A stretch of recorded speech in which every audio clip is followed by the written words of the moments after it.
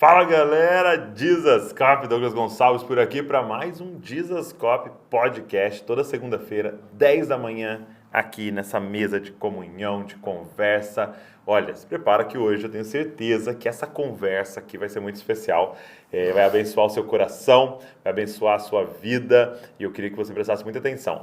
Se fizer sentido aquilo que o Senhor está ministrando aqui nessa mesa, pega esse link, manda para as pessoas, se inscreve aqui no canal, deixa um comentário aqui que é que o Senhor ministrou ao seu coração durante esse bate-papo. Tá preparado? Vamos embora então para o podcast de hoje.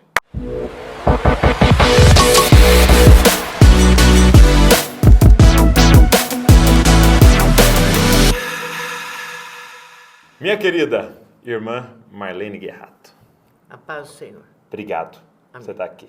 Paz do Senhor. Imagina, uma honra.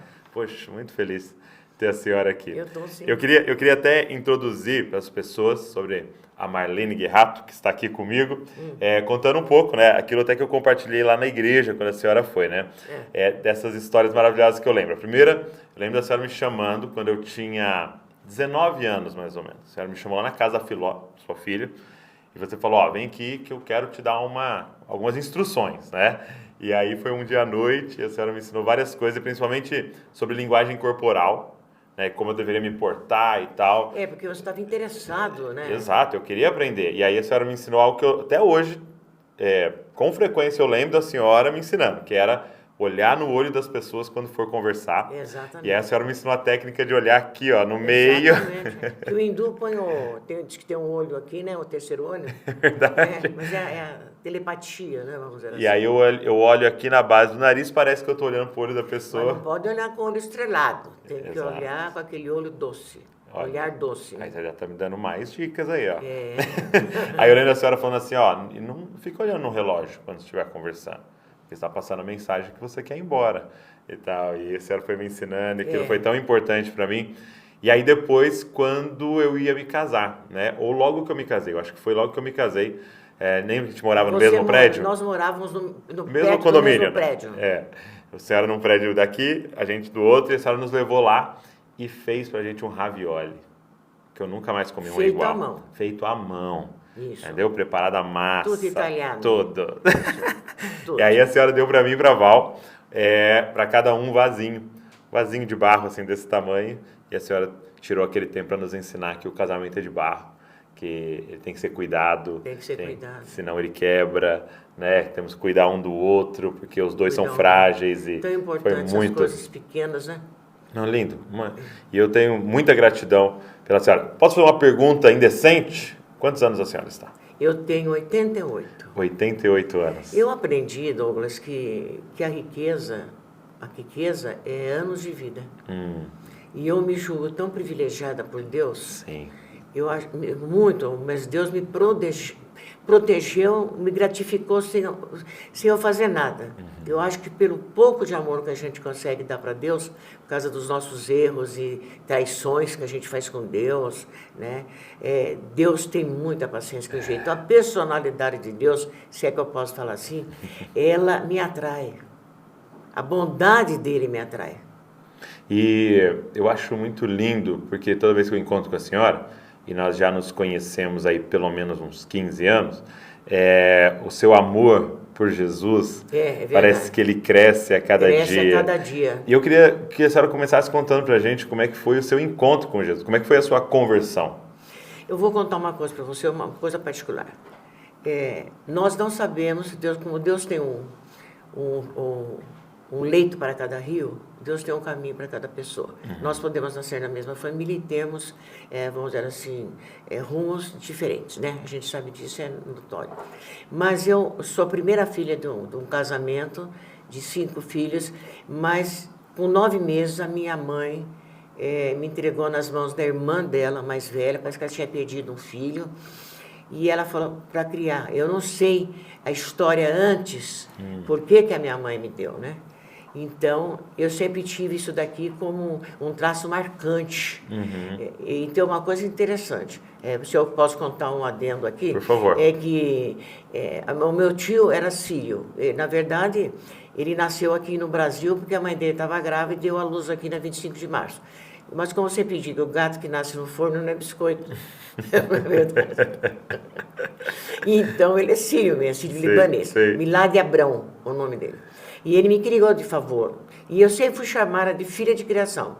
E é interessante como a criança tem uma sensibilidade tão grande, e isso é importante falar em relação aos filhos, que uma palavrinha que você fala para a criança, ela tem uma interpretação. A criança não é burra, viu? A criança é muito inteligente. Porque nós temos um espírito dentro de nós que ele nos avisa e nos faz perceber é que quanto mais você fala de Deus para as crianças, mais ela vai desenvolvendo essa amizade íntima com Deus, que ela começa a escutar a voz de Deus, porque o trabalho da gente é fazer as crianças escutarem a voz de Deus, né? Muito bom. E não dá muita coisa. E daí, então, eu tinha sempre aquela marca, né? Coisa que marcou bastante, e tanto é que eu sempre falei mal da minha mãe.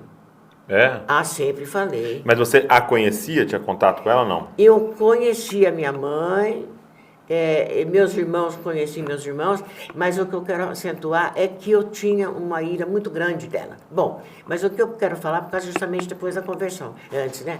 E isso foi, mesmo eu sendo católica, apostólica, romana, xiita, eu comungava todo dia. Sim. Mas não tinha ainda... E a família era muito católica? Não. Não? Não. A senhora Porque é? nós temos bastante espiritismo no nosso familiar. Que era da época também, porque Bragança tinha 40 mil habitantes quando eu era jovem, né, vamos dizer assim. Então, o limite de Bragança era o Lava-Pés e o Jardim Público. Você veja que tamanho que era Bragança. Sim. Mas deixa eu contar uma coisa interessante. Então, olha como é interessante. Como Deus, porque assim, eu sempre pedi respostas para Deus, para mim, mas eu nunca falei para Deus, por que aconteceu isso comigo? Papapá, não reclamava, né? Só que eu dava, já naquela época, eu não queria que ninguém me desse presente, eu queria alguém que ficasse perto de mim. Eu acho que eu desenvolvi, tanto é que eu acho que às vezes o presente é suborno. Você está entendendo? Sim. Às vezes eu acho. Mas deixa eu contar então, e daí... Então você preferia a presença do que o presente? Do que o presente, é interessante. Mas por que isso influenciou a minha vida?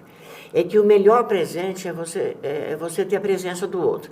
E agora, percorrendo os anos assim, mais aqui perto, passando muito tempo, quero contar o negócio da minha mãe, que acho importante. Porque quem não perdoa não entra no reino dos céus. Não é verdade? Então, eu fazendo um retiro em São Paulo, você imagina que eu andava 600 quilômetros para fazer um retiro em São Paulo? Eu fui fazer um retiro e o padre falou que era para a gente pedir perdão. E eu levei a sério aquilo.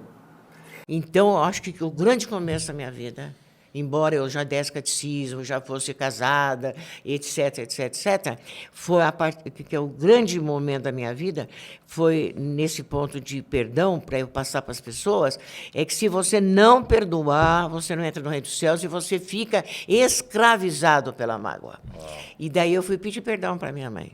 Fui na casa dela, pedi perdão, falei que eu falei muito mal dela, mas quando eu fui abraçá-la, ela me empurrou. É mesmo? Verdade. Então, você veja, também não estou julgando a minha mãe, porque ela é um ser criado à imagem e semelhança de Deus.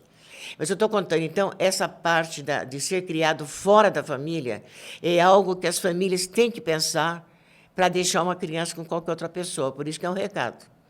Não deixa com tio, não deixa com vó. Porque filho a gente cria no colo, você deu para entender direitinho? Sim. É perto, a gente tem que fazer a criança olhar para a gente. Eu quero contar que isso é um ponto importante. Mas o que acontece? Como eu tinha essa ânsia de ser amada, e a minha tia, com aquele favor que ela fez de colocar num colégio de freiras de boa qualidade, que era o colégio de Bragança, dos jesuítas, quem que me ensinou sobre Deus foram as freiras. Eu tive uma educação fantástica. As freiras, uma coisa que a gente... Eu posso falar? Pode, por uma favor. coisa que a gente... Se eu tiver... Hoje, por exemplo, eu fiz isso com os meus netos. Orava com eles, tudo. Você lembra, né, Tiago? A gente orava. Está aqui, um dos netos está aqui, né? Então, gente, olha, eu fiz isso com os meus netos. O que você tem que fazer, a mãe tem que fazer com o filho? Porque a gente pergunta, mas o fulano é tão cristão, e naquele tempo chamava-se de santo. Santo. Aí é um santinho, aí ele é um santinho. Quando a gente sabe que santo não é perfeito, santo é separado. E daí, uma coisa interessante que eu quero falar para as irmãs é que vocês ensinem seus filhos a falar com Deus. Vocês não podem dar todas as respostas. Então, está algum probleminha, está triste? Filho, vamos ajoelhar aqui, você fala com Deus aí e eu falo com Deus aqui. Foi isso que as freiras me ensinaram. Uau. E esse, para mim, é um mandamento de vida. Filho, você está chateado, está aborrecido? Você ora aí e eu oro aqui.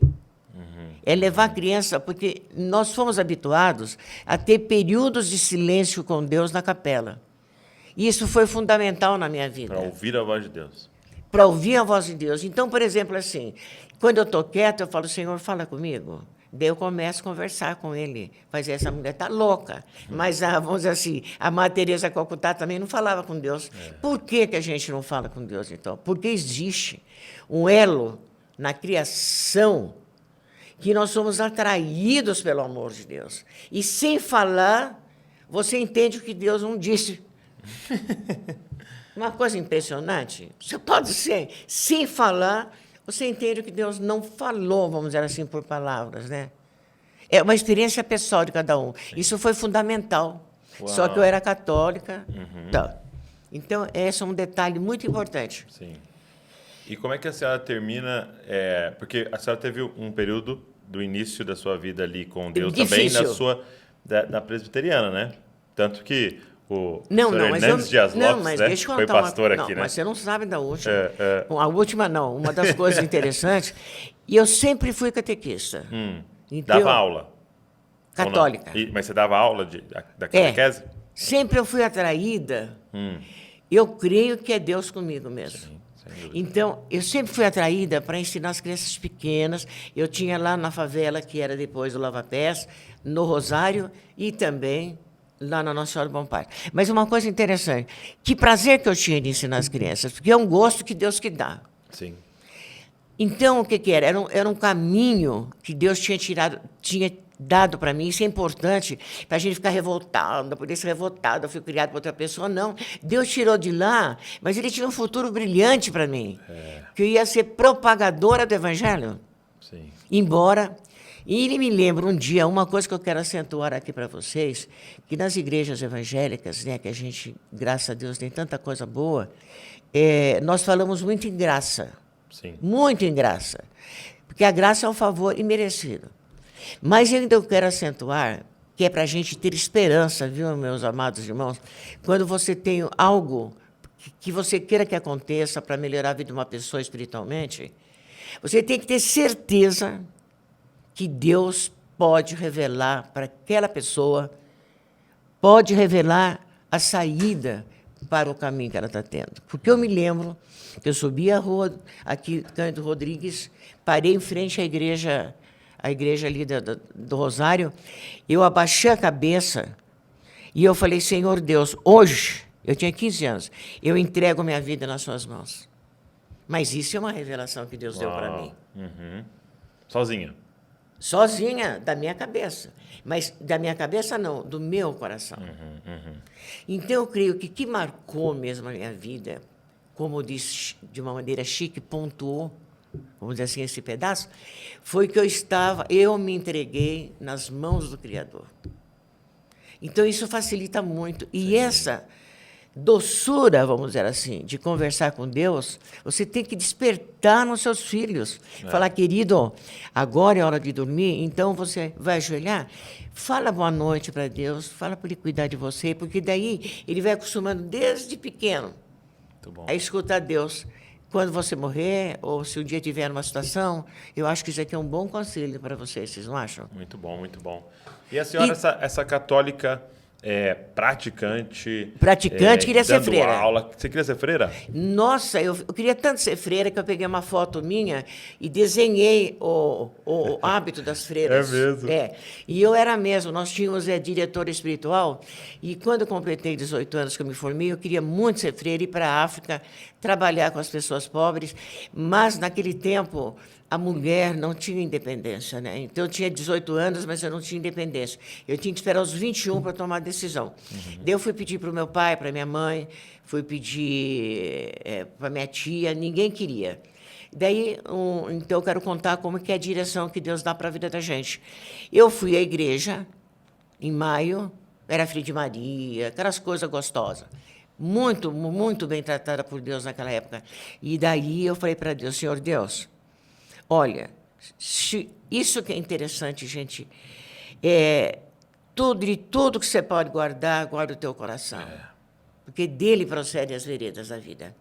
E eu falei assim, Senhor Deus, eu quero muito ser freira.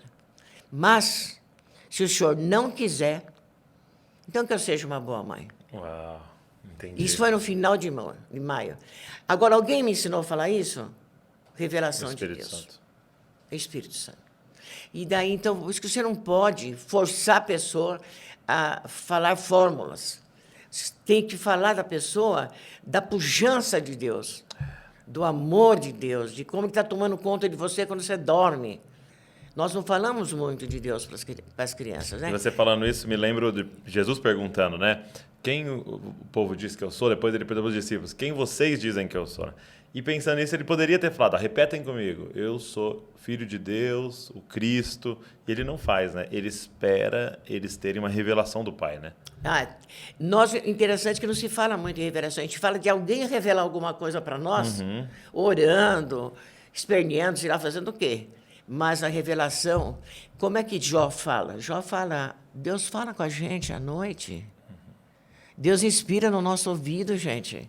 É que os nossos ouvidos estão moucos, estão fechados para a voz de Deus. Porque se você prestar atenção, Deus aponta na rua, aponta em tal lugar, aponta para você o que você deve fazer. Uma coisa interessante disso, você prepara alguma coisa importante para falar. Com Deus não se fala coisa importante. Com Deus a gente pergunta, o senhor quer desse jeito? O senhor está querendo assim? Não é verdade? Seja feita a tua vontade. Então, em maio, a senhora faz essa oração. Fiz oração. Daí, 31. Quando chegou no final do mês, o rapaz que morava em São Paulo foi morar em frente à minha casa e ele me pediu em namoro. É mesmo? Mas eu dei uma de bonitona. E daí, uma de gostosa. Não, vamos primeiro conversar, porque o namoro naquela época é sentar no banco da praça. Mas ele me acompanhava na comunhão todos os dias. E eu fiquei namorando dele em junho, ele queria casar já em novembro. Eu falei, não posso. O que é isso? E daí nós, sabe aquela loucura? E porque lá também não se demorava muito para casar. Como era o nome do seu esposo? Hugo. Hugo. Italiano. Italiano, né? O Guerra. E daí, deixa eu contar para vocês como é interessante. Eu quero falar para vocês aprenderem que esse é um marco na minha vida. Se eu tenho, gente, eu tenho vontade de chorar. Eu não vou chorar. Mas se eu tenho hoje descanso na minha alma, começou junto com meu marido no casamento. Então, eu quero falar para vocês a importância do homem também no casamento, né? E daí, nós resolvemos, então, casar no dia do aniversário da mãe dele. Então, a senhora tinha 18 anos quando casou? Hã? A senhora tinha 18 anos quando casou? Não. Eu já tinha 20. 20 anos. Eu trabalhava como professora. E daí, nós casamos... No dia do aniversário da mãe dele? No dia do aniversário da mãe dele? No dia do casamento da mãe. Casamento. Então, nós casamos, mas o mais importante, gente, que todo esse glamour... Eu estou também pensando em escrever um livro sobre arquitetura e... Como é que chama? Para jovens que vão se casar como se fosse aqueles livros encadernados, sem vergonha, assim, aqueles de aspiral. Feinho, sobre como construir um arquiteto e um engenheiro e um arquiteto. Okay. Nós precisamos para o casamento. E eu vou explicar nessas duas profissões como é que você constrói uma casa. E a arquitetura constrói o lar, porque depende muito de enfeite, de palavra e de tudo. É muito fácil de ler. Qualquer um vai ler. Então, gostaria de falar. Escreve mesmo, hein? Escreve mesmo. Vou escrever, vou começar essa semana. Isso daí. Então, deixa eu contar uma coisa para vocês, gente. A importância que eu quero dar para vocês, não tem vergonha de falar. Naquele tempo não tinha aquele glamour de viagem de lua de mel, não sei o quê, camisola para cá, não sei o que lá para lá. É tudo muito simples. Sim. Gente, eu estou com 88, eu casei com 20, 60 anos atrás, gente. Não é verdade? Estava 10 anos que tinha terminado a Segunda Grande Guerra. Mas deixa eu contar. E nós, o meu marido, quando ele entrou no quarto do nosso casamento, no dia, a primeira palavra que eu falei no dia do meu casamento foi: vamos rezar. Nós nos ajoelhamos, nós dois segurando a mão um no outro, e nós oferecemos nossa vida para Deus. Isso é importante no casamento. E não vai falar que eu sou formidável, maravilhosa. Eu estou falando que a graça de Deus estava descendo sobre nós. Sim, exatamente. Olha, Senhor Deus, não deixa a gente separar, a não ser pela morte. Segundo, por favor, não deixe nossos filhos conhecerem as chamas do inferno. Porque nós não tínhamos esse vocabulário do Novo Testamento. Eu não tinha. Sim. Eu sabia ler assim o missal, né, que tinha latim e português. E eu falei para Deus assim, olha como é interessante, como Deus não esquece. Eu falei para ele, olha, Senhor Deus, ele queria muito ser freira. Eu falei, olha, eu não faço questão de ter neto, mas que meus filhos sejam padres e freiras missionários. É mesmo. E sabe o que aconteceu? Deus não deu o que eu pedi, mas Ele deu o que eu esperei. Porque todos trabalham no Evangelho. Então, você fala a sua linguagem com o coração aberto, o coração amoroso, entendendo. Eu tinha uma amizade com Deus, eu gostava muito já naquela época. Então, daí fizemos nossa vida. Então, tivemos 8 filhos. Então, ele eu queria gosto 10. muito daquela história. Conta essa história que ele chegou para a senhora e falou, olha, tem um negócio, vamos casar. Tem um negócio aqui. Eu estava sentada ali na praça, em frente à igreja presbiteriana, e ele falou para mim, Marlene, mas você me ama mesmo? Eu falei, eu gosto de você. Mas por quê? Eu falei, eu gosto, você é educado, você é assim, assim, assim. E o laço também dele comungar todo dia comigo lá na igreja me deixou mais chegada a ele, porque nós tínhamos uma união em alguma coisa. Ele falou, só que tem uma coisa, Marlene. Eu preciso de uma... Porque ele não tinha sonho. Porque esse negócio de sonho é assim, ó. O sonho... Você sabe que quando os nossos pensamentos... Você sabe que a imaginação é a louca da casa. Não é verdade, não é? Uhum. A imaginação é a louca da casa. Então, quando os seus pensamentos começam a fazer muitas elucubrações assim, você toma cuidado. Se você tiver propósito na vida, aí sim, o nosso propósito é o nosso pódio. Ok. E o meu propósito é ter uma família. E hoje os jovens estão se acasalando e não estão se casando. Interessante. Muito interessante. Porque quando a gente era criança, porque Bragança, na rua, era tudo de terra, as ruas de terra. E a gente via, mas a gente não tinha que o mundo... da cidade de Bragança, nessa época, era um mundo, vamos dizer assim, mineiro, não é mineiro, é mineiro perto de Minas, eu digo assim, de gente assim, mais de roça, vamos dizer, uma coisa assim. Mais rural, né? Mais rural, as coisas eram simples, entendeu? Sentar na frente da casa, conversando, fazendo tricô, e a criançada na rua se refastelando no poeira. E, então, uma coisa interessante, era muito mais simples. Então, quando a gente via um cachorro se acasalando, a gente olhava, mas a gente não entendia, porque a família não falava. Falava sobre isso, né? E eu fico pensando agora, caramba, né? Porque hoje, quando os jovens falam, vou casar, eles já pensam logo, justamente porque vai ter uma vida junto. E, claro, é normal. Mas nós damos muito mais importância para isso. Não estão casando, estão acasalando. Se acasalando, porque quer ver uma coisa interessante? O moço casou, farmacêutico. Daí, a moça casou, quer estudar. E eu falei, escuta, mas e a família? Porque Deus não criou vocês para vocês se casarem. Deus criou vocês para formarem filhos. Uau. Você sabia que o judeu considera assassino como um assassino, não é que é, como um assassino quem não quer ter filho? Você está brincando. Não, posso mostrar para você na Torá. Muito, muito forte. Ele considera, até tem um rapaz, quando estava fazendo uma live com uma pessoa, ele pediu o endereço meu e falou comigo, bravo. Ele falou, eu não quero ter filho. Eu falei, não, mas o senhor é livre, eu só estou contando que eu não estou acusando que o senhor é assassino. A Bíblia diz, a Torá diz, o homem que se casa e não quer ter filhos é como um assassino. Porque também João também aparece lá, né?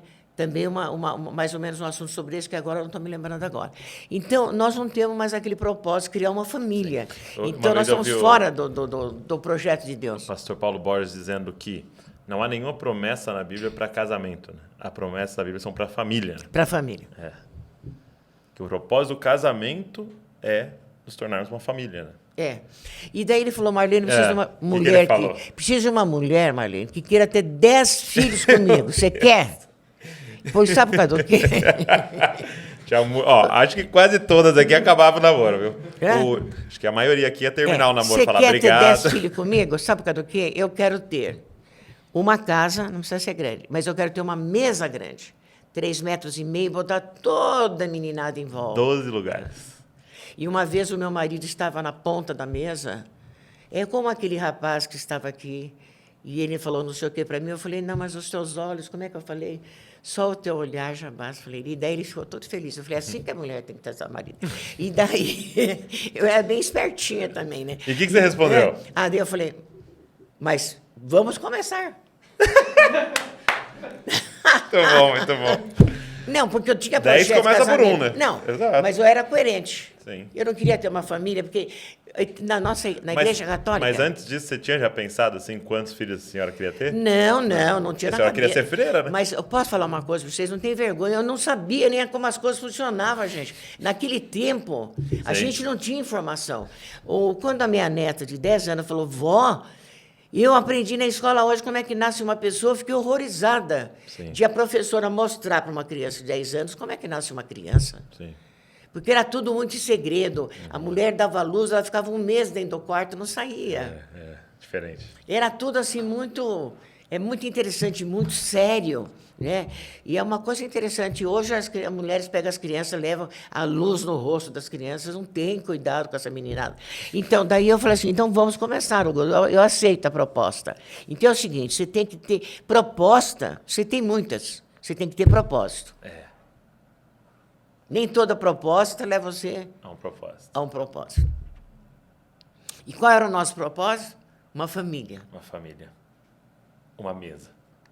E ele falou, vou dizer uma coisa para você é professora. Eu vou sustentar minha família. Você fica em casa, hein? Tomando conta das crianças. Das crianças. Ele estava bem intencionado. E assim foi, né? E ele era muito responsável nisso. Ele não tinha estudo, porque ele nunca gostou de estudar, ele gostava de vendas, essas coisas. Foi um homem muito responsável. E uma vez, as mulheres têm que aproveitar as experiências, gente. Quero falar para vocês, mulheres, sejam inteligentes. Vocês criam o ambiente do lar. Eu me lembro que a minha mesa tinha 3,5 metros, e o meu marido estava na ponta da mesa, porque o marido tem que estar na ponta da mesa, ele tem que ser o primeiro a ser servido, para os filhos aprenderem que ele é a autoridade da casa. Então, você que dá honra. A mulher lá de Provérbios 31, ela dava honra para o marido. Ela trabalhava o dia inteiro, o marido ia na sinagoga, vai, pode ir na sinagoga. Por quê? Quando ele voltava cheio da palavra de Deus, ele ensinava as crianças. A mulher era esperta. Porque ninguém substitui uma mulher. Não é verdade? Nem um filho substitui uma mulher. Então, ele estava sentado com aquele braço dele loiro, que ele era... o Arthur lembra muito o meu marido, assim, o porte grande. Porque o Tiago está mais grande, mas o Arthur é mais baixo que você, né? Então, ele lembra assim... Então, eu para agradá-lo, eu falei assim, Hugo, você lembra quando você falou para mim que queria as crianças em volta da mesa? Olha que belezinha. Todo mundo comendo com o fruto do seu trabalho. E nisso vocês tinham 8 filhos? 8. Não é consolador um homem ouvir isso? É maravilhoso. Porque o homem hoje não é fortalecido pela mulher, você concorda? O homem briga. Aliás, a mulher briga muito com o marido. Eu acho que nós estamos...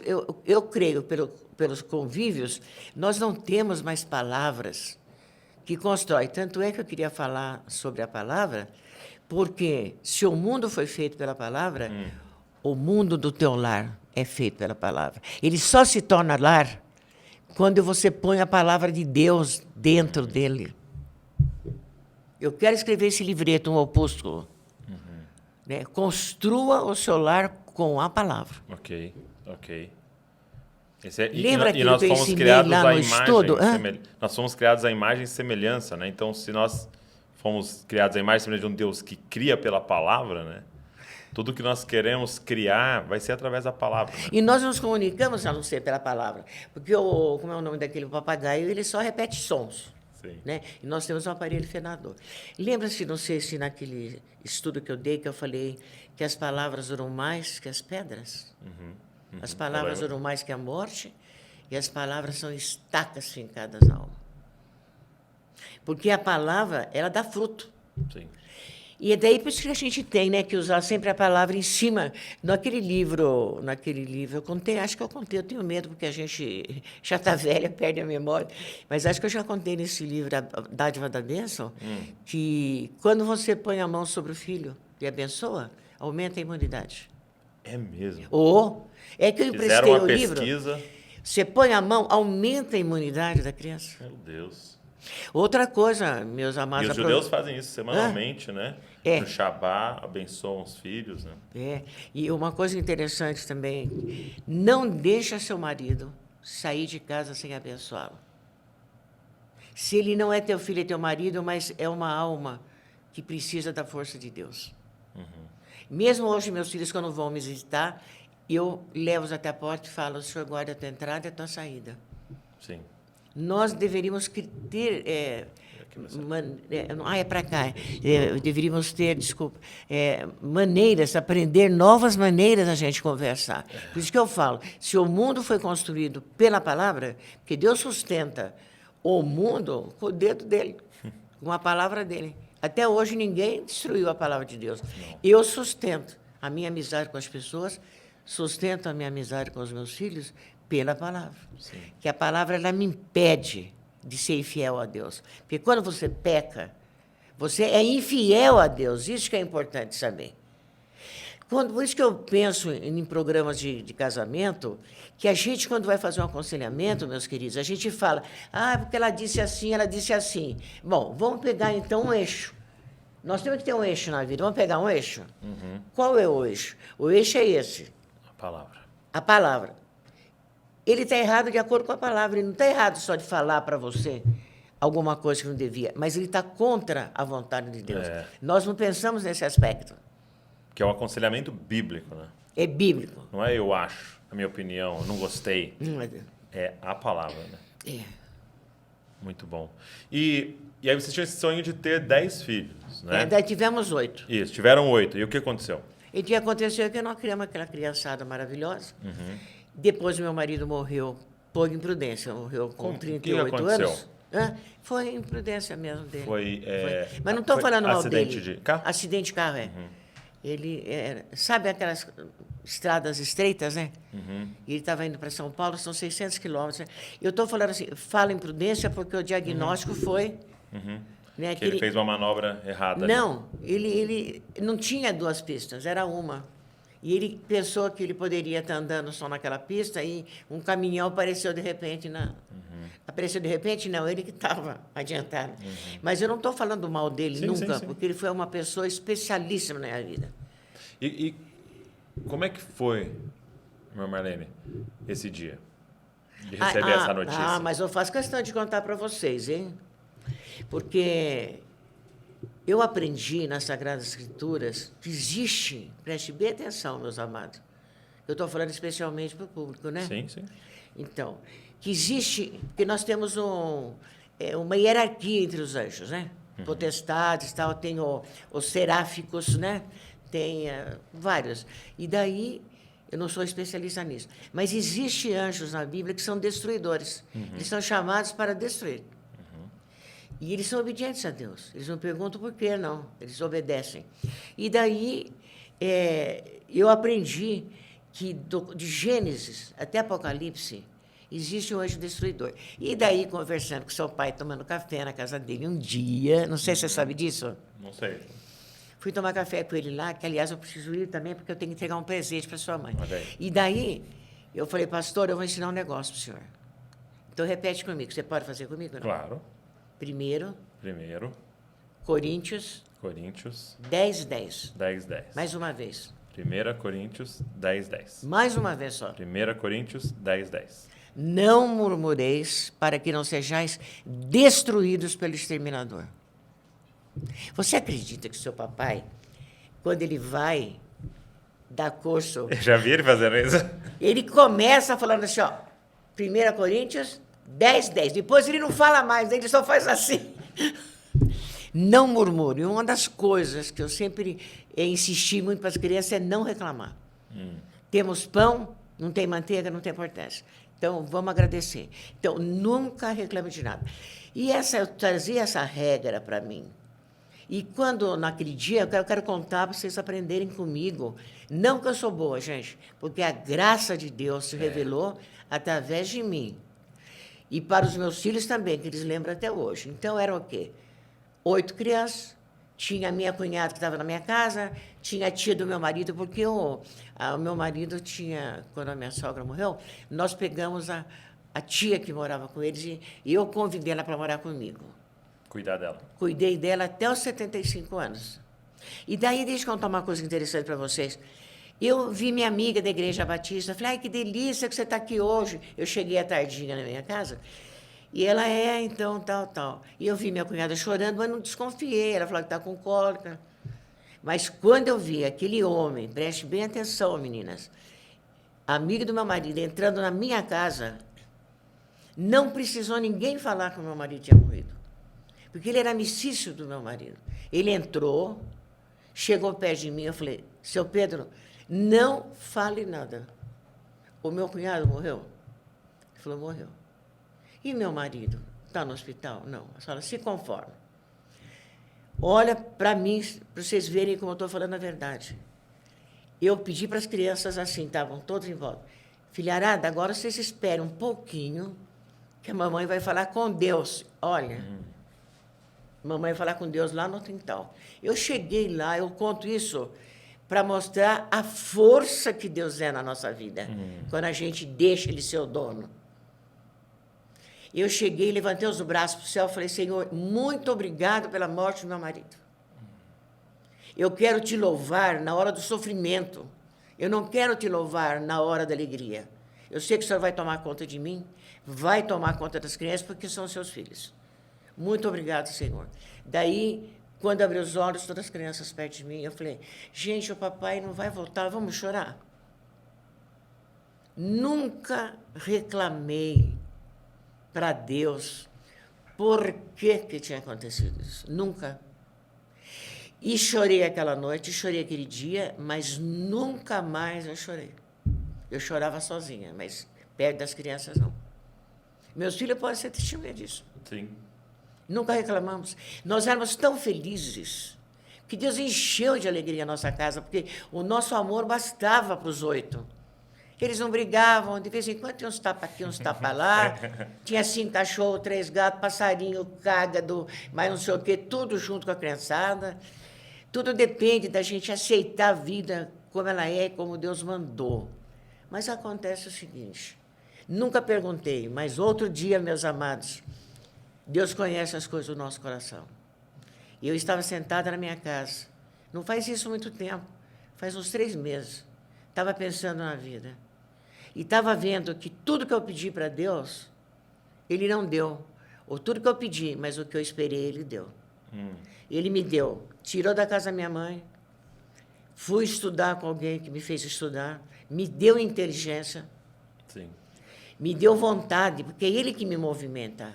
Eu me movimento com Ele. Daí, eu estou aborrecendo muito, falando, não.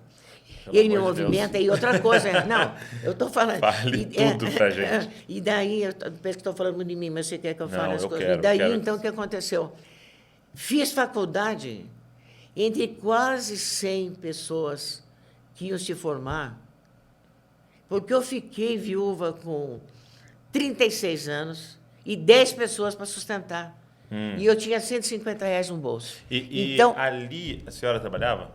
não trabalhava. Não trabalhava. Naquele É. dia que você recebe a notícia, a Não, senhora não não, trabalhava? eu né? não trabalhava assim, como eu trabalho hoje. Aham, Eu aham. tinha umas aulinhas que eu dava, mas é coisa muito pouca que eu estava ainda estudando. Que não iria sustentar Sabe a quando casa. pega estudante para dar aula? E daí, num colégio de formação de professores, mas Deus que me deu, né? Mas era pouca coisa. Mas daí olha, então deixa eu contar para vocês, e daí que coisa interessante. Entre tantos alunos que iam se formar, quem foi escolhida para dar aula na faculdade? Eu. É mesmo. A professora teve que mudar para outra cidade de Dracena. Marlene, você vai dar aula no meu lugar, mas você tem que fazer pós-graduação. Foi daí que eu comecei a fazer pós-graduação. E olha como uma coisa, quem que preparou para mim? O meu Deus. Sim. Não fui eu que acolhi a tia, eu que convidei a mulher. Aurora, não more sozinha, você tem 50 anos, naquele tempo quem tinha 50 anos era velho. Venha morar comigo. Eu tinha 23 anos, era a primeira vez que eu ia morar com meu marido sozinha, porque eu sempre morei com a minha sogra.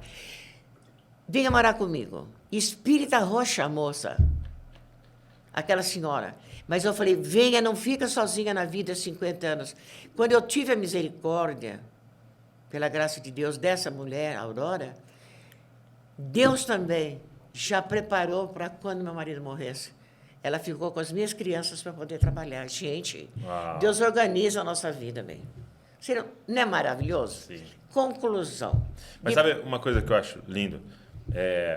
O seu marido morreu, 8 filhos, 10 pessoas na Nunca casa. tive outro homem na minha vida. Não, e essa questão de a senhora se levantar e falar, ok, então agora eu vou assumir essa responsabilidade. Eu vou lá fazer a faculdade, eu vou fazer a pós, eu vou trabalhar, eu vou sustentar. E a senhora ter feito tudo que a senhora fez e nunca ter reclamado e não se vitimizado. Nunca reclamei.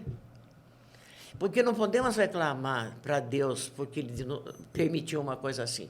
Mas aí, então, outro dia, pensando bem em casa, eu falei, engraçado.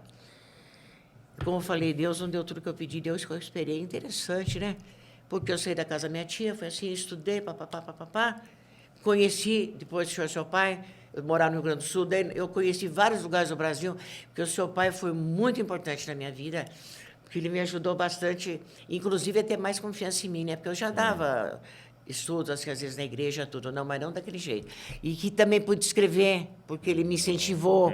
Então, tudo Deus mandou pessoas para presentear com coisas que agradavam o meu coração. E eu não precisei preparar a distração para mim na vida.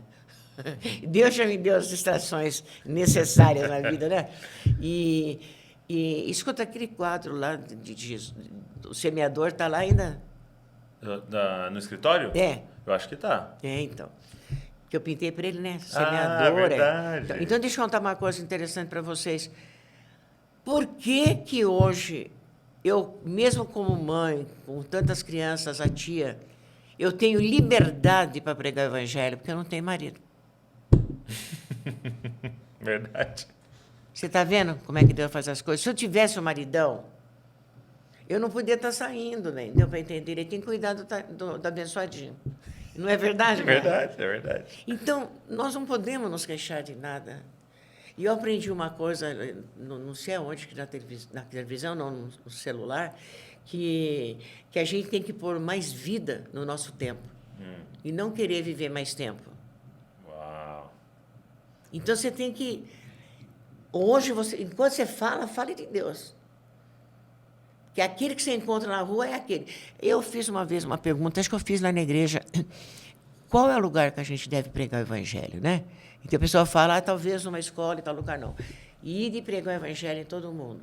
Então, quando você sai, você já sai armado no teu coração, com a possibilidade que você vai falar uma palavra para Deus que vai mudar. Ontem chegou e falou, mãe, eu conheci uma senhora que falou que encontrou com a senhora na rua e que a senhora pregou o evangelho para ela e se converteu. É mesmo. Então, isso acontece com todos aqui. Mas estou dizendo... Você tem que semear sem olhar a quem, né? E Deus fará o fruto. Eu fui com a Val em Londres agora, né? Na semana passada, semana retrasada. E a gente foi lá na igreja e na casa de John Wesley. Nossa, né? Você até citou aqui antes, em off. Aqui. Da igreja... Metodista. Metodista. E tem Diz que é a Susana Wesley que fundou a igreja. É a mãe do metodismo. E tem uma estátua lá dele, assim, e tal, né? E está escrito assim, que foi a grande frase da vida dele ali e que fez ele ser perseguido por aquilo. É escrito assim, o mundo é a minha paróquia. Olha... Porque ele começa a pregar nas praças, né? Ele começa a pregar fora do prédio, do ambiente eclesiástico. Ele entende que não, eu preciso falar com os perdidos, né? É exatamente isso que ela está falando. E com todo respeito a você, quando eu soube que você... começou, porque eu não sabia muita coisa da sua vida, não, que eu fiquei muito doente esses tempos aqui todos. E você preparava a ceia, as pessoas para comerem a ceia na casa. Falei, puxa vida, eu não acredito que esse rapaz fazendo isso. Olha, eu sempre pensei que a igreja É a Assembleia dos Santos. Mas Sim. só que a igreja é o corpo de Cristo. Sim, sim. E acontece o seguinte, na igreja presbiteriana de Atibaia tem uma seta escrita, chamadas para o campo. Saída para o campo. Legal. Então, acontece o seguinte, nós não temos que ter ministérios, eu acredito assim, a gente tem muito ministério dentro da igreja. Nós temos é que preparar as pessoas para ser uma tora de fogo na mão. Tição tirado do fogo. Isso, é. Então esse aí, o trabalho hoje da mãe, o trabalho do pastor, o trabalho dos líderes, é exatamente preparar pessoas para pregar, porque o mundo urge de pregadores. Não ter vergonha de pregar. Muito bom. Paulo disse, né, que não me envergonho do evangelho. Sim. Quando fala não me envergonho no evangelho, na verdade o evangelho não me envergonha. Eu falo, mas o evangelho não me envergonha. Porque tudo que eu falo do evangelho, cumpre-se. É o poder de Deus, é o dona. Coisa linda, hein? E como é que a senhora não nos contou, como é que a senhora foi para a igreja evangélica? Para a igreja evangélica. Porque até ali a senhora estava até casar, né? Vocês são parte da igreja católica, estavam juntos lá. Como é que a senhora acabou na igreja evangélica? Agora você pensa, uma mulher, trabalhava em 2 faculdades na minha cidade, trabalhava mais em 2 em Marília. Mas só que eu pertencia, depois do Concílio Vaticano II, que do Papa João XXIII, que abrindo as janelas lá onde eles moram, lá, como é que chama? Vaticano? Lá em Roma, como é que chama? Vaticano? É isso, Vaticano. Veio uma lufa de vento. Então, ele falou, precisamos de vento na igreja. Então, ele começou o Espírito Santo, né? A renovação carismática? Não, e daí começou o quê? Uma modificação naquela igreja conservadora. Por exemplo, eu comprei a minha salvação por R$150. É mesmo? Porque era costume naquela época dessas contribuições e tudo, porque a gente era acostumado a isso. Sim. Entendendo? Entendi. Na visão deles. Quando veio o João 23, ele mudou completamente. Foi a partir daí, acho que foi em 1900 e pouco, eu não me lembro, e começou uma mudança na igreja, a igreja começou a falar, a gente via em português, né? A gente só tinha latim e português. Então, quem tinha o missal era um privilegiado. E eu ganhei o missal. Tinha inteiro latim e português. Bom, qual foi a mudança? A mudança é que os leigos, chamados leigos, poderiam trabalhar em algumas atividades. Como eu era um rato de sacristia, deu para entender? Porque eu tinha atividade, eu trabalhava com jovens em Tupã. O meu filho Marcelo, ele saía da piscina para ir ajudar a lavar os doentes lá com a turma dos velhos. O Marcelo gostava muito de tomar conta dos velhos lá, não sei em que lugar, pobre, porque era todo pobre, gente. Pobre assim, de poucos recursos, deu para entender, mas nós éramos empolgados. Todos os meus filhos tocavam na igreja, então nós estávamos engajados. Então, quando chegou o Vaticano II, então, houve muita mudança. Qual foi a mudança? Os padres começaram a ter andar diferente. Você lembra que antigamente era com batina, assim, agora tudo mudou. E eu pertencia a um grupo de leigos consagrados. Os leigos consagrados eram aqueles, quem quisesse, fazia votos de justiça, de obediência, castidade, essas coisas, mas era para eles só. Então, eles levavam uma vida bem regrada e qualquer que fosse a profissão. Então, no meu grupo tinha quem era, assim, professor, quem que costureira, tinha que trabalhava não sei aonde, mas nós nos reuníamos numa cidade para a gente fazer os nossos retiros. E comia a ceia, assistia a missa na mesa, uma coisa que não existia naquela época. Você sabia, você está vendo esse buraco aqui? Antes, quando a missa era em latim, existia uma pedra que era colocada, que nem está aqui esse buraco. Então, é só que desse tamanho aqui, está vendo? Em cima da mesa, assim, colocava uma pedra. Tirava um pedaço da mesa e colocava uma pedra, chamado ara. Ara. Já ouviu falar essa palavra?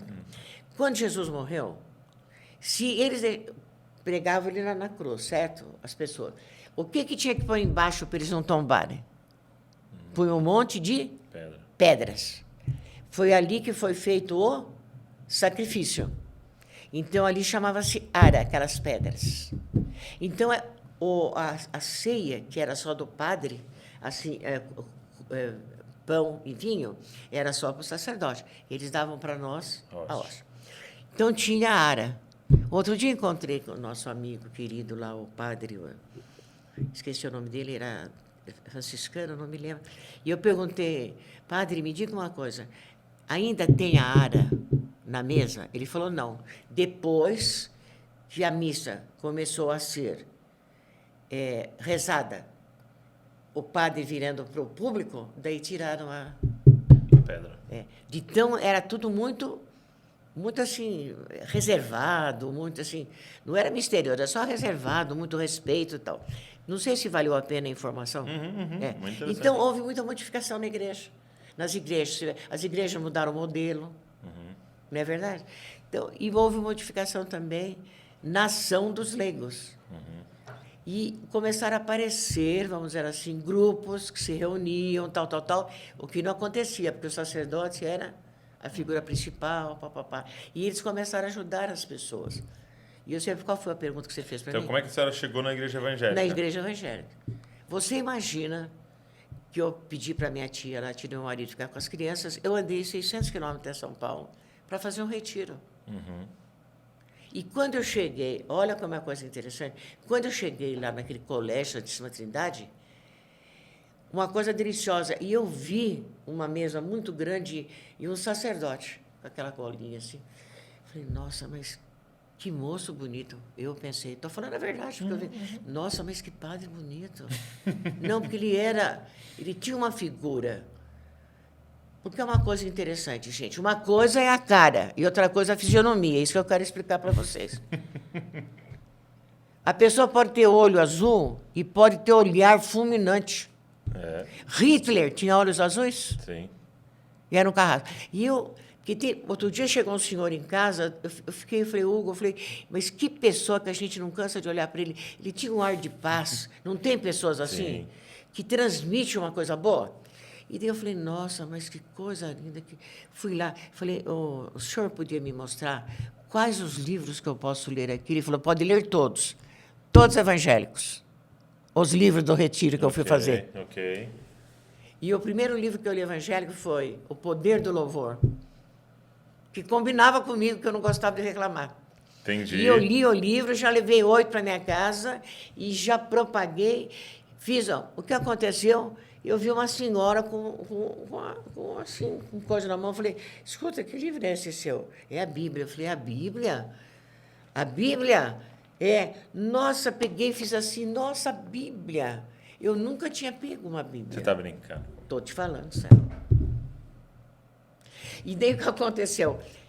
Voltei para casa afogueada, que nem um tição, como a gente fala. Contente, fui falar para o padre se eu podia fazer oração em casa para papai, ele não deixou. Não pode fazer oração em casa, não. Viu como é no negócio e tal?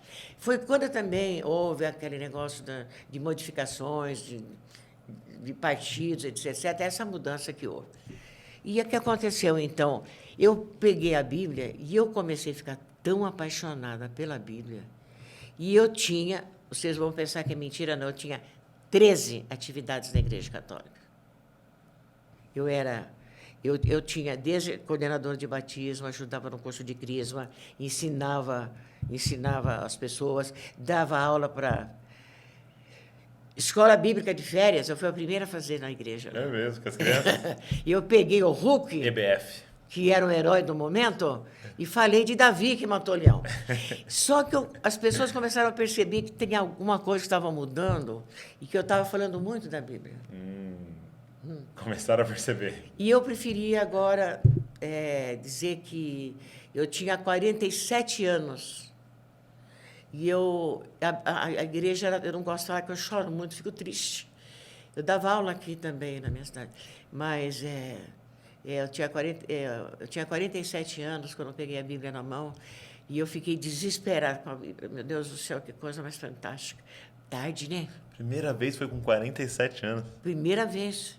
Sempre fui católica, apostólica, romana, daquele jeito. E daí, fora os aconselhamentos cristãos que estavam em casa. E daí, não sei como, sabe? não deu mais certo, e eu não posso, tenho detalhes que eu não posso contar. Sim. E daí eu fiquei muito preocupada com os meus filhos, estavam todos engajados na igreja, tocando. E uma senhora católica chegou na minha casa e falou, por que essa criançada está toda quieta aí? Eu vou levar vocês num lugar que vocês vão gostar, que tem um moço novo lá, que vocês vão gostar de conversar com ele. Vou levar vocês. Ela levou os meus filhos na igreja presbiteriana, o pastor Hernandes Dias Lopes. Barbaridade, tio. Meu Deus. Hernandes Dias Lopes, pastor aqui em Bragança Paulista. Começou aqui, né? E ele foi meu pastor, e ele me batizou meus filhos, casou a minha filha, que hoje nós temos grande amizade. Sim. E daí, saí da Se faculdade... se você queria a Bíblia, tá aí. Tá aí. Tá aí. E daí, então, não fui trabalhar mais na faculdade e tal, mas fui em outro lugar, lá em Jundiaí, no ABC ali. E daí continua, aquilo que eu fazia na Católica, eu continuei na Porque a gente diz que o cão perde o pelo, não perde o vício. Não é verdade, não é? Então, eu passei. Mas eu tenho uma admiração muito grande, uma gratidão muito grande na Igreja Católica, Sim. porque eu sempre fui muito bem tratada e eles alimentaram muito a minha alma. Porque tinha 16 anos, eu estava fazendo um curso de apologética lá na Igreja Católica. Então, eu me interessava muito por eles. Então, Deus me abençoou. E daí eu deslizei para cá, né? E começou. Daí começou. Se aprofundar nas escrituras. Aprofundar. Muito bom, muito bom. Daí achei a minha vocação. Hoje eu percebo que a senhora tem um prazer muito grande em aconselhar, em ter esse tempo de mesa, né? A senhora me ligou, né, falando, olha, estou convidando uns jovens para ir lá em casa. Não, é que eles vieram bater papo Isso. comigo e eles são muito agradáveis. Eles Eu não são sei ótimos. quem são os menininhos. Sim. Uma gracinha. Eu falei, vamos tomar café junto? Falei para Sim. eles, porque eu queria aproveitar também. Não queria tirar eles de você, jamais. Não, né? mas- Vamos aproveitar, né? Porque é jovem, né? Esse é muito bom. Mas eu queria te perguntar isso. Hoje, qual é o conselho que você tem dado para os jovens que vão se casar, né? Tanto quando a senhora está com um rapaz ou quando a senhora está com uma moça. Quais são os conselhos que a senhora tem dado, assim? Como é que você falou? Que tem que casar o quê? Que estão para casar, né? Que vão se casar. Ou estão no começo do casamento. Quais são os conselhos que a senhora O começo do tem dado? casamento. É um bom curso. Um bom curso, diria. Deveria haver mesmo. Algumas pessoas se interessassem para esclarecer alguns aspectos do casamento. Porque tem muita ilusão na cabeça, né? A gente acha que vai ter tudo na vida, aquelas coisas lá. Eu não tinha imaginação desse jeito, imaginação da família. Mas hoje a natureza é outra. Hoje o mundo está pedindo outro. E outra coisa, nós narcisamos muito as nossas crianças. Você vai ser isso, você vai ser aquilo, você vai ser um não sei o que lá, você vai viajar, vai para a Europa, mas a turma na Europa lá está começando a padecer uns pedacinhos. Não é assim como a gente pensa, não, né? Sim. Também está vendo crise lá. E a gente parte para mais enriquecimento do eu. E eu, por exemplo, eu me satisfaço com a minha esposa, ela me satisfaz comigo, ela estuda, eu estudo, nós repartimos. Isso não é casamento, velho. Isso é parceria só. Ok. O que é um casamento? O casamento, ele exige uma finalidade. Você está entendendo? O casamento é para quê? Para formar uma família. Então, você está desobedecendo a Deus quando você não pensa em família. Se você não inclui família, você não está obedecendo a Deus, né? E outra coisa, contar uma coisa importante que eu já contei para algumas pessoas. Quando eu estava dando jantar para as crianças uma vez, que era assim, quando o mais velho tinha 5, eu tinha 4 filhos. Quando ele tinha, assim, um pertinho do outro. Daí, meu marido chegou, ele trabalhava, ele era vendedor, trabalhava nos campos, principalmente com a colônia japonesa. Escuta só, vou chegar no que você pediu. E daí, eu falei, Hugo, você sabe que eu tenho uma novidade para contar para você? Que eu estou esperando bebê. Ah, é? Sabe o que ele fez? Não se preocupe, cada filho vem com o pão debaixo do braço. Olha que marido que eu tinha. Uau. O que é isso? Como é que aconteceu? Não sabe como aconteceu? Não, pensa bem. Era o 5º filho? Naquele homem é impressionante. Sim. Olha, eu posso contar um caso também que é... Por favor. Sabe o que acontece? Olha, Nós temos primeiro, tem um livrinho agora, se Deus quiser, nós vamos editar. Que levar na mochila da vida, eu já falei para você, né? Que levar na mochila da vida, não? Tinha um menininho que sentava sempre no meu colo na igreja, e ele gostava de mim, ele me chamava de vó, gostava, você sabe que criança faz muita transferência.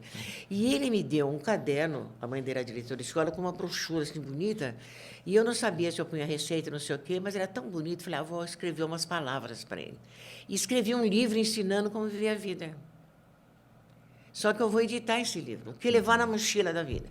2 coisas você vai levar na mochila da vida. Primeiro, o teu RG. Ok. Só que o teu RG, tudo que vem da terra, não pode, vai fazer diferença no céu por causa da graça de Deus. Mas a terra, ela pode servir o céu em alguma coisa. Mas as bênçãos, é Deus que dá.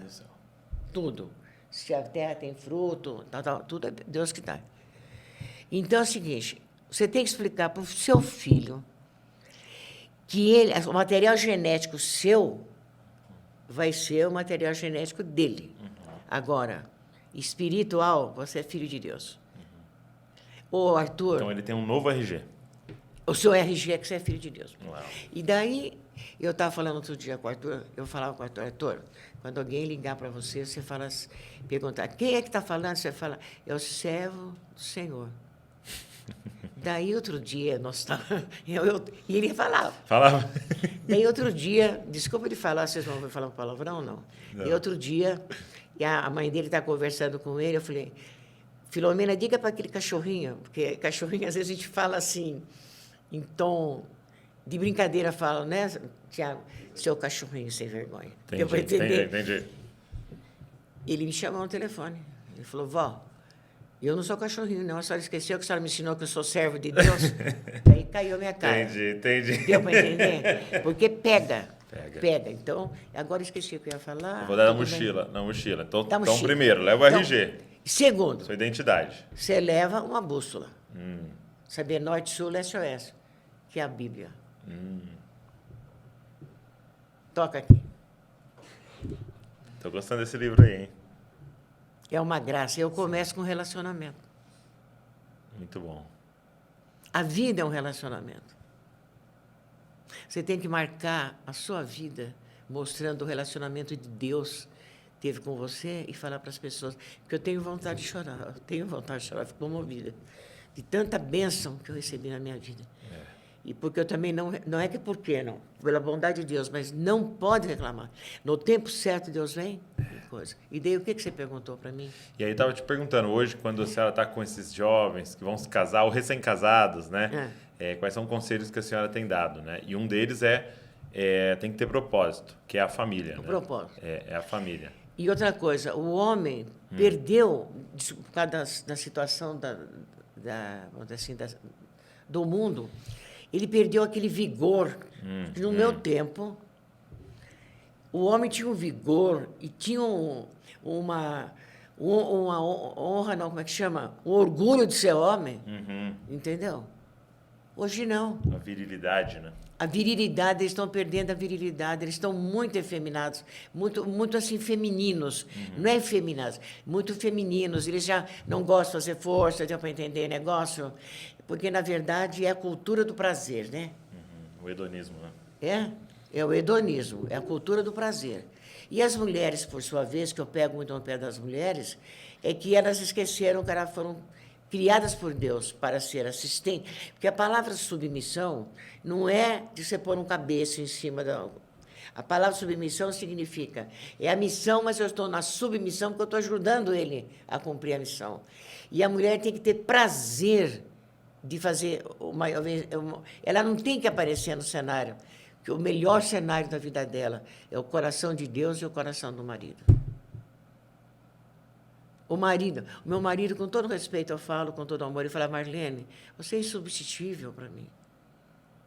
Eu brilhava no coração dele, mas eu queria brilhar no coração de Deus também. Sim. Porque eu não desfazer dele, falo. Hoje as mulheres xingam muito os maridos, deu para entender direitinho? Nós casamos despreparados com a boca. Nós temos a boca entupida de palavras inúteis. Você concorda, querido? Sim. Nós estamos entupidos de palavras inúteis. Nós falamos demais. Nós gargalhamos. Nossa, até as gargalhadas das mulheres são fúteis, elas são reveladoras, né? A roupa. Eu tinha uma amiga. Gente, olha, vocês podem ficar até com nojo, mas eu vou falar. Ela falava, Marlene, conversando sobre o papel das mulheres. Quando eu vou ao banheiro, olha, o meu marido, para ele olhar um pedaço da minha perna, ele tem que suar. Deu para entender uma coisa assim? Ela era, assim, muito discreta na vida íntima dela. Ela falou, quando eu vou ao banheiro, até o papel higiênico eu ponho para baixo. Você veja a delicadeza de sentimentos de quem mora junto. Porque, às vezes, você pensa que marido... não, você tem que ter seus segredos, vamos dizer assim. Você tem que ter indagações, você tem que fazer teu marido pensar o que a minha mulher está fazendo de tão bom para mim, o que eu estou fazendo para ela, porque ela sempre está me agradando, está entendendo? Sim. O homem tem que ser conquistado todos os dias. A mulher não consola mais o homem. O que é isso? Você concorda comigo? Não? O que é isso? Não tem mais respeito para falar com o marido, gente. E é interessante que tem sido mútuo isso, né? Não há mais uma forma de nutrir o outro, né? Isso, de nutrir. Construir o outro. Olha, essa palavra é completa. Nutrir o outro. E por orgulho, né? Então, por orgulho, eu não quero nutrir o outro, porque eu sinto como se eu fosse inferior se eu nutrir o outro. Mas, depois, quando o outro é destruído pela gente, a gente sente falta dele na posição dele. Então, essa mulher que não deixa o marido tomar a posição dele, ao mesmo tempo tem falta do marido estar na posição dele. Né? Então, é um ciclo, né, de destruição da família. Né? Um ciclo de destruição. Eu estava lavando a louça na pia. Meu marido chegou, porque era assim, tinha o dia que eu ia sair com ele sozinha, a gente ia jantar fora, tem que ter o dia para nós. Ele falou assim para mim, Marlene, vamos comer uma pizza em Atibaia? E eu estava com o garfo na mão. Estava lavando o garfo, eu fiz. Já. E deu... Eu não posso falar para o meu marido, você é um banana. Não pode fazer isso para o meu marido. Uma vez eu dei um estudo com o seu pai lá. Posso contar? Claro. Eu estava dando um estudo sobre Cantar de Salomão ali. E falei assim, gente, mulheres, olha, vocês tenham paciência com o teu marido. Mima teu marido, mima. Ele não vai sair de perto de você. Porque ele sente segurança no seu amor, na sua atenção. Um dia ele vai dizer, mas ele também... Mas você está fazendo o que Deus quer. Você tem que ser parceira dele, companheira dele. Porque tudo que ele fizer de mal, alguma coisa você vai poder estar no meio também, sendo responsável. E a saber falar também com o marido, que eu acho importante. Mas eu estava lá, eu conversando, e eu falei assim, se o teu marido chega em casa e ele fala, eu não estou com vontade de jantar, não vou jantar. O que é isso? Por que não vai jantar? Não pergunta. Se ele já falou, você fala, então tá bom. A hora que você quiser, eu faço para você depois. Quer dizer, dá trabalho para a gente tem que engolir muita coisa e tal. Mas para manter o bem-estar para os filhos, correto? Porque os filhos têm que ver que os dois estão bem. Quando a mamãe está triste, a casa está triste. Quando o papai está preocupado, todos ficam preocupados. Uau. Então, os dois é que dão a dança dos relacionamentos. Sim, muito lindo. Muito interessante. Muito bom. E daí, o seu marido falou, não, eu vou tomar um banho, eu vou deitar. Então, tá bom, meu amado, vai tomar um banhinho, então, descansar. E outra coisa muito interessante, quando a pessoa falar que está cansada, você não pode falar, imagina, cansado, o que é isso? Fez nada. Não fez nada. Ó, tem que falar, não, mas olha, deve cansar mesmo. Porque daí você fortalece, é interessante isso, fortalece a ideia dele. Você não pode ir contra a ideia dele. Você não tem conhecimento. Daí, eu estava falando assim, vocês deixam que ele vá e ele vai deitar. Tá bom. Você dá logo a jantinha para as crianças, vai lá com o teu marido. Ele é o primeiro na tua vida. Os filhos, não. Eu considerava meu marido assim, primeiro meu marido, depois os filhos. E daí, e ele também. que um dia minha filha foi reclamar para ele, a minha mãe fez isso, isso, isso. Olha, eu vou dizer uma coisa para você. É a primeira e última vez que você fala da sua mãe. Se a sua mãe falou, ela tem razão. Pode voltar. Pronto. Não deixava. Acabou. Então, daí, você pega o teu marido, você vai lá, ele está lá. Você não precisa falar nada, gente. As mulheres têm que aprender isso.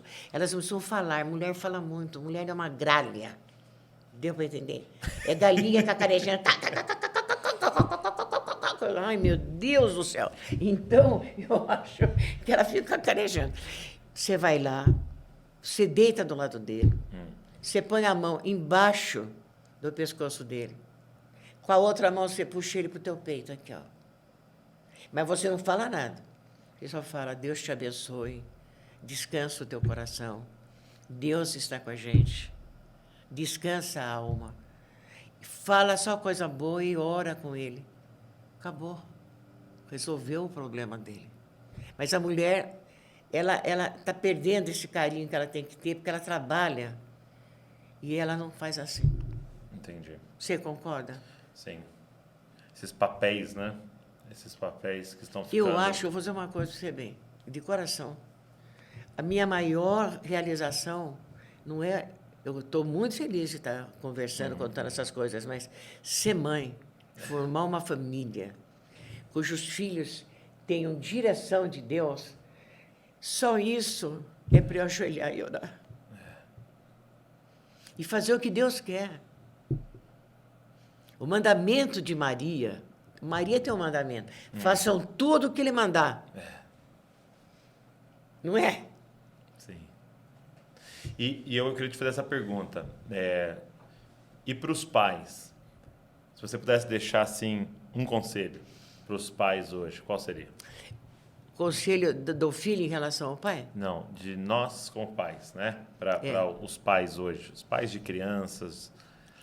Os pais, eu acredito que seja assim, porque hoje nós estamos dando muita independência para a criança. As crianças, elas não têm freio. Okay. Eu recebi uma visita, né? E quando as crianças queriam que mexer em tudo, ou fazer aquela coisa, eles têm que saber os limites. Quando minhas crianças... Olha, se você ler a primeira página da Bíblia... A primeira página, ela tem uns 7 princípios para criar filho. É mesmo?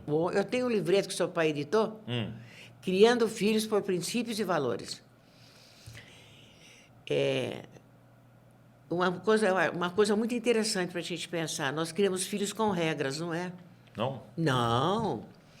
Um tempo agora da minha vida, eu estava chorando muito, né? Então, eu pensava que... Todo mundo falando, Marlene, porque eu sou sou de uma natureza alegre. E daí eu estava chorando muito, estava triste com algumas coisas, eu chorava bastante. E a gente chora mesmo, né? Chora. Como diz, né? Quanto mais chora, menos faz xixi. Eu falava isso para as crianças. Ok. Então, eu chorava muito. Ele falou, Marlene, eu vou te levar um psiquiatra. Mãe, eu vou levar um psiquiatra. A senhora não pode chorar, a senhora não é de chorar. Porque eu não sou de chorar mesmo. E daí, o moço lá falou assim para mim, a senhora está com depressão? Eu falei, não estou com depressão, estou com indignação. Deu? Ok. Eu estou indignada. Por quê? Não, porque o padrão moral lá, da minha criançada lá, eles estão, parece que meio brigando com os outros. Eu nunca tive isso, nós fomos sempre unidos, porque nós fomos muito unidos. E daí ele falou mais algumas palavras, mas eu queria dizer... Eu falei, olha, a senhora quer ir no psicólogo? Eu falei, senhora, desculpa falar, porque eu sou esse psicólogo. Você há de convir comigo. Eu não me conformo com o Freud fazer o que ele fez, entendeu? Mas, em todo caso... Aí, a psicologia, como eu fiz pós-graduação em psicologia, ela lida com emoções. Sim. Mas as emoções, elas são contaminadas pela nossa imaginação também. E quando eu vou falar com o psicólogo precisa ser muito inteligente mesmo. Eu vou falar de uma pessoa para me defender. Se eu for criar filho, eu não posso usar isso daqui. O que eu tenho que fazer? Eu tenho que pegar uma escala de valores. A escala de valores que nós temos é no Monte Sinai. São os 10 mandamentos. Atrás do Monte Sinai tem o caráter de Deus. Ok. Porque é a perfeição. O que ensina a primeira página da Bíblia? O trabalho, o poder da palavra, que mais que nós falamos? Eu esqueci de tudo, assim, faz muito tempo. Mas É um tem livreto limites, pequenininho. né? Tem limites ali, né? Ele São os coloca ali. limites. São os limites. Então, acontece o seguinte, princípios e valores, o que olha? Isto aqui, Deus não se agrada disso. Então, não vamos. Criançada, 1 dúzia de banana eu trouxe. Uma para cada um, dá 8. Sobrava só 4. Dava metade. É um princípio de retidão. Daí, você vai pegar um guaraná. Quem distribuiu o guaraná? Cada dia era um que punha 8 copos e ia pondo. Só que ele era o último a escolher. Entendi. Se ele fosse ele ia pôr mais para ele. Entendi. Então, era essa a regra. Então, nós temos que obedecer assim, o que Deus manda. Quer dizer, que chama-se retidão. Então, nós vamos... filha, você, quando for dar alguma coisa para alguém, você dá o maior ou o melhor.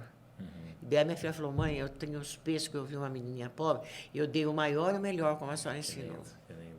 Então, essas regras têm que ser no começo. Por exemplo, assim também, você não acusar o outro, né?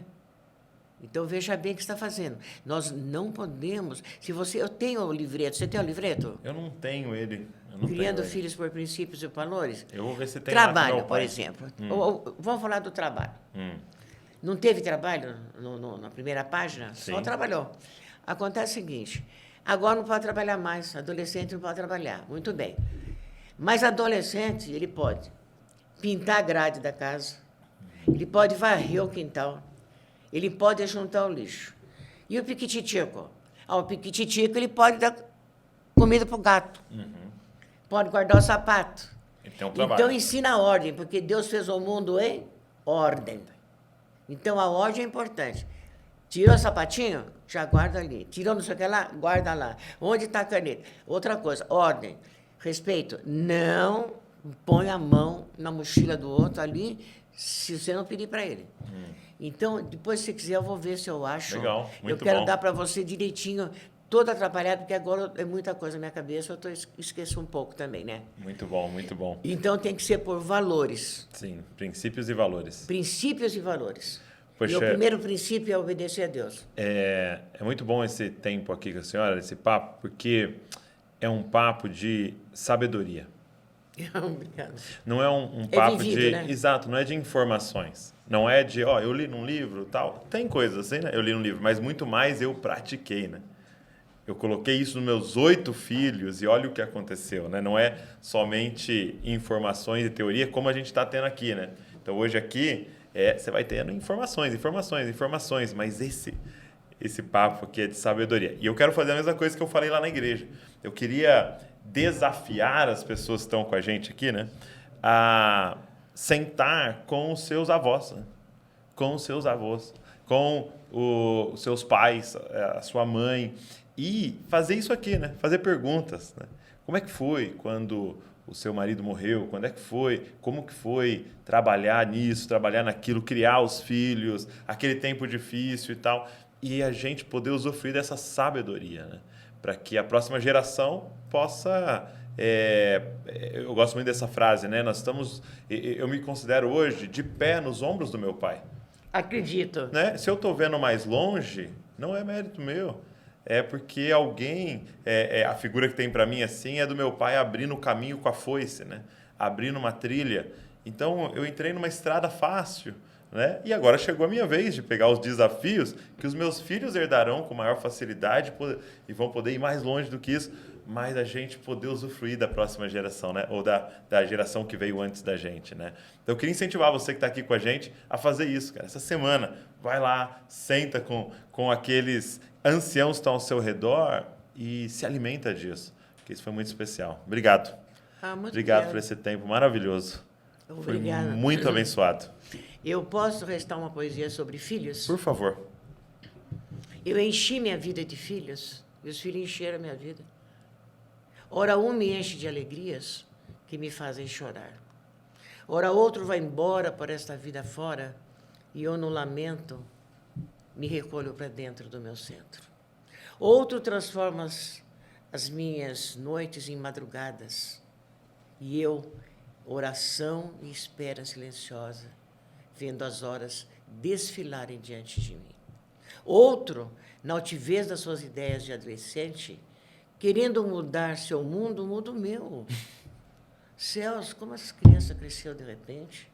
Também me encheram de beijos, abraços, presentes, lutas e cansaços na porfia da vida e no paradoxo do amor maternal, que é crer, mesmo esperando, e amar, não é? Crer, mesmo esperando. E mais uma palavra que eu não me lembro, a vida passou, e os filhos, pedaços de mim, se foram todos. Amar, a serem amados e a se multiplicar. Cumprir o seu ritmo da vida. Nascer, crescer e amar. Uau! Bonita, De quem não é? que é essa poesia? É minha. É sua! Maravilhosa. Então, eu acho que é assim que a gente encerra o nosso papo de hoje. Obrigado a você que ficou até aqui com a gente. Pega esse link, manda para as pessoas, vamos abençoar o maior número de pessoas possível. Deixa um comentário, curte esse vídeo, se inscreve aqui no canal. E eu vou deixar as redes sociais aqui da irmã Marlene para você poder seguir ela lá no Instagram, que ela está colocando vários vídeos lá, tem sido maravilhoso. Estou muito feliz. Obrigado. E Deus abençoe você e não se esqueça, você é uma cópia de Jesus. Obrigado, irmã. Obrigado. Que Deus abençoe vocês também. Tudo que eu falei aqui é pura verdade. Amém. Tudo, tudo, tudo. E se eu omitir alguma coisa é porque é de importância, não para mim, mas para outras pessoas, que eu não quero colocar elas nesse assunto. Sim. Tá bom? Obrigado. Muito obrigada, viu, filho? Valeu.